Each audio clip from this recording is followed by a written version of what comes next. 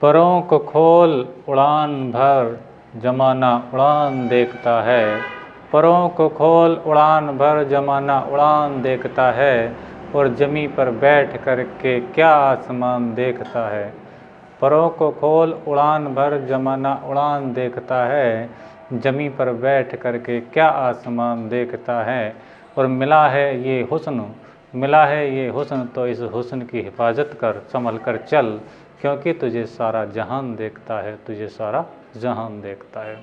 तो स्टूडेंट, स्वागत है एक बार फिर आप सभी का आपके अपने यूट्यूब चैनल PS क्लासेस पर, जिस पर आज के वीडियो लेक्चर में हम पढ़ेंगे आमीटर क्या होता है और किसी धारामापी को आमीटर में किस प्रकार परिवर्तित किया जाता है और आमीटर का प्रयोग क्यों किया जाता है, अर्थात इसका उपयोग क्या है। स्टूडेंट, चलिए बिना किसी देरी के शुरू करते अपने वीडियो लेक्चर को, समझते हैं आज के वीडियो लेक्चर को। देखिए स्टूडेंट, जैसे कि स्क्रीन पर आप देख रहे होंगे, मैंने हेडिंग लगा रखी है आमीटर। तो स्टूडेंट, आमीटर एक निम्न प्रतिरोध वाला धारामापी होता है जिसका उपयोग किसी परिपथ में धारा मापने के लिए किया जाता है। ठीक है, और इस युक्ति को अर्थात इस आमीटर को, ठीक है स्टूडेंट, परिपथ के सदैव श्रेणी क्रम में जोड़ा जाता है। क्या समझे? मैं एक बार आपको बताता हूँ कि आमीटर निम्न प्रतिरोध वाला एक धारामापी होता है जिसका उपयोग किसी परिपथ में धारा मापने के लिए किया जाता है और इसे सदैव किसी भी परिपथ के, ठीक है, श्रेणी क्रम में जोड़ा जाता है स्टूडेंट। ठीक है, चलिए समझते हैं। तो देखिए स्टूडेंट, जैसे कि मैंने स्क्रीन पर लिखा है, आमीटर ये निम्न अर्थात अल्प प्रतिरोध का एक धारामापी होता है जिसे सदैव परिपथ के श्रेणी क्रम में जोड़ा जाता है। किसी परिपथ किसी धारामापी को आमीटर में रूपांतरित करने के लिए समांतर क्रम में एक लघु प्रतिरोध ऐसे जोड़ देते हैं जिसे शंट कहते हैं। देखिए, अब मैं इसका भी सर्किट डायग्राम बना करके समझाऊंगा कि किस प्रकार से धारामापी को आमीटर में चेंज करते हैं और जो लघु प्रतिरोध है उसे किस प्रकार जोड़ा जाता है। फ्रेंड, चले पहले इसकी परिभाषा को समझते हैं। तो ये बात तो पक्की है कि किसी धारामापी को आमीटर में रूपांतरित करने के लिए, ठीक है, करने के लिए इसके समांतर क्रम में एक लघु प्रतिरोध अर्थात निम्न प्रतिरोध ऐसे जोड़ देते हैं जिसे शंट कहते हैं स्टूडेंट। ठीक है, चलिए अब देखिए स्टूडेंट कि धारामापी का आमीटर में रूपांतरण क्या इस आवश्यक थ्योरी है वो मैंने लिख रखी है स्टूडेंट। क्या है? माना एक धारामापी, मैं भी बनाऊंगा डायग्राम, सर्किट डायग्राम आपको मैंने इसलिए नहीं बनवाया ताकि आपको अपने आपके सामने बनाऊंगा तो आपको ज़्यादा बेटर समझ में आएगा, लेकिन पहले थ्योरी को समझते हैं। माना एक धारामापी जिसे आमीटर में रूपांतरित करना है का प्रतिरोध क्या है? G है, जिसके समांतर क्रम में जोड़ा गया एक लघु प्रतिरोध S है। जब इसमें I धारा प्रवाहित की जाती है तो इसका IG भाग G में अर्थात तथा शेष भाग I माइनस IG भाग S में प्रवाहित होता है स्टूडेंट। चलिए समझते हैं क्या डायग्राम है, इससे रिलेटेड किस ये जो थ्योरी है ये डायग्राम से किस प्रकार रिलेट करती है स्टूडेंट। चलिए बनाते हैं एक पहले धारामापी को। देखिए स्टूडेंट, ये कोई धारामापी है जिसे आमीटर में चेंज करना है और विशेष बात यह है बेटा कि धारामापी की कुंडली का जो प्रतिरोध है वो G ही है। ठीक है, गैल्वेनोमीटर यानी धारामापी की जो कुंडली का प्रतिरोध है वो क्या है? G है स्टूडेंट। ठीक है, अब इसे हमें चेंज करना है स्टूडेंट आमीटर में। क्या में? आमीटर में। तो जैसे कि आपने स्क्रीन पर पढ़ा, किसी धारामापी को आमीटर में चेंज करने के लिए स्टूडेंट उसके समांतर क्रम में एक लघु प्रतिरोध जोड़ देते हैं जिसे S, क्या जोड़ते हैं बेटा? एक लघु प्रतिरोध S जोड़ देते हैं जिसे हम शंट कहते हैं। क्या कहते हैं बेटा? शंट कहते हैं। बात को समझें।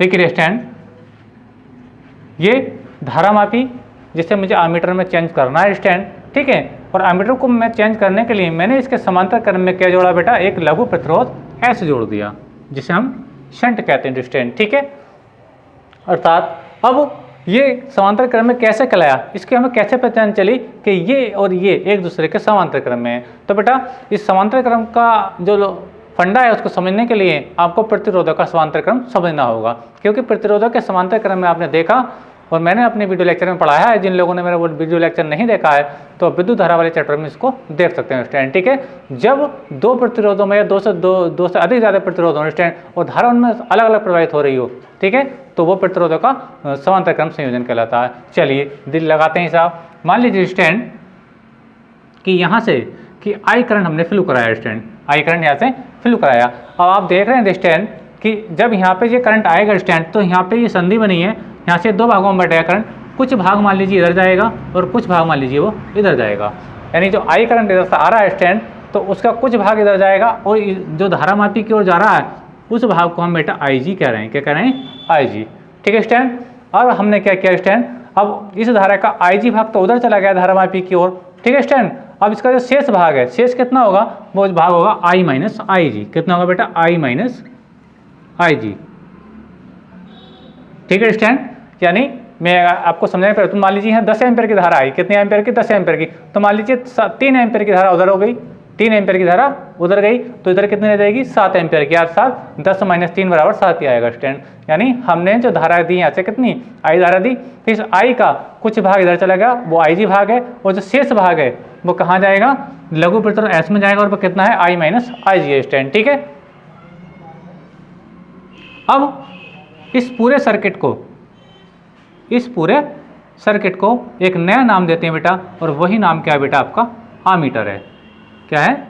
आमीटर। ध्यान से समझें।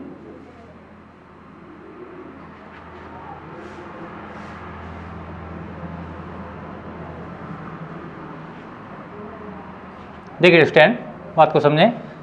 इसी का नाम क्या है बेटा? आमीटर है। क्या है? आमीटर। देखिए फिर से मैं अपनी बात को दोहरा रहा हूं।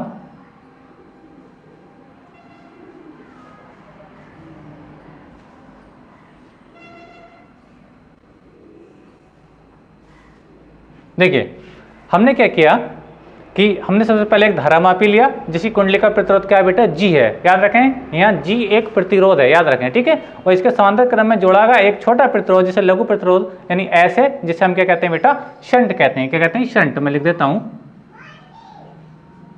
शंट कहते हैं स्टैंड। ठीक है। जब यहाँ से I धारा प्रवाहित करी, जो हमें आमीटर से नापनी है, मेजर करनी है स्टैंड। ठीक है। तो जब I धारा प्रवाहित कराई तो इसका IG भाग धारामापी की ओर से गया, और शेष भाग I माइनस IG भाग किधर गया? वो लघु प्रतिरोध में अर्थात शंट में गया। ठीक है स्टैंड। तो यही वो थ्योरी थी जिसे मैं पढ़ रहा था। माना एक धारामापी जिसे आमीटर में रूपांतरित करना है, का प्रतिरोध क्या है बेटा? G है। ठीक है। जिसके समांतर क्रम में जोड़ा गया लघु प्रतिरोध क्या है बेटा? S है। जब इसमें I धारा प्रवाहित की जाती है, देखो I धारा प्रवाहित कराई जाती है, तो इसका IG भाग G में, IG भाग G में। ठीक है स्टैंड। तथा शेष I माइनस IG भाग शंट यानी लघु प्रतिरोध S में प्रवाहित होता है स्टैंड। ठीक है। अब देखिए इनमें दोनों में धाराएं अलग अलग है। ये धारा उधर जा रही है, ये धारा इधर आ रही है, दोनों में धाराएं अलग अलग हैं। तो G और S एक दूसरे कौन से क्रम में बेटा? समांतर क्रम में। और समांतर क्रम में क्या होता है बेटा? विभवांतर समान होता है। समांतर क्रम में क्या होता है बेटा? विभवांतर समान होता है। धाराएं क्या होती हैं? अलग अलग होती हैं। ठीक है। तो जितना विभवांतर बेटा ये धारामापी के सिरों के बीच होगा, सेम उतना ही विभवांतर के आपके लघु प्रतिरोध S के सिरों के बीच होगा। अगर 10 वोल्ट का विभवांतर बेटा यहाँ होगा, तो 10 वोल्ट का विभवांतर बेटा आपका यहाँ होगा स्टैंड। ठीक है। तो देखिए आपको समझ में आना चाहिए कि समांतर क्रम में धाराएं अलग अलग होती हैं। ठीक है। और जबकि विभवांतर आपस में बराबर होता है। चलिए मैं समझाता हूं आपको। तो लिखेंगे चूंकि G व S समांतर क्रम में जुड़े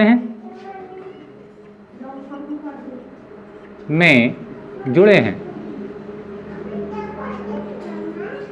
तब क्या?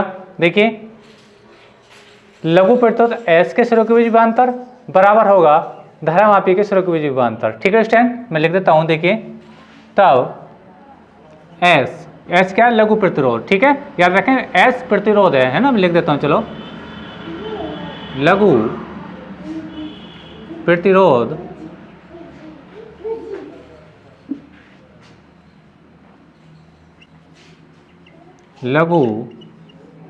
प्रतिरोध S के सिरों के बीच विभवांतर या विभव बराबर होगा G क्या है? धारामापी की कुंडली का प्रतिरोध। G के सिरों के बीच विभव या विभवांतर। ठीक है।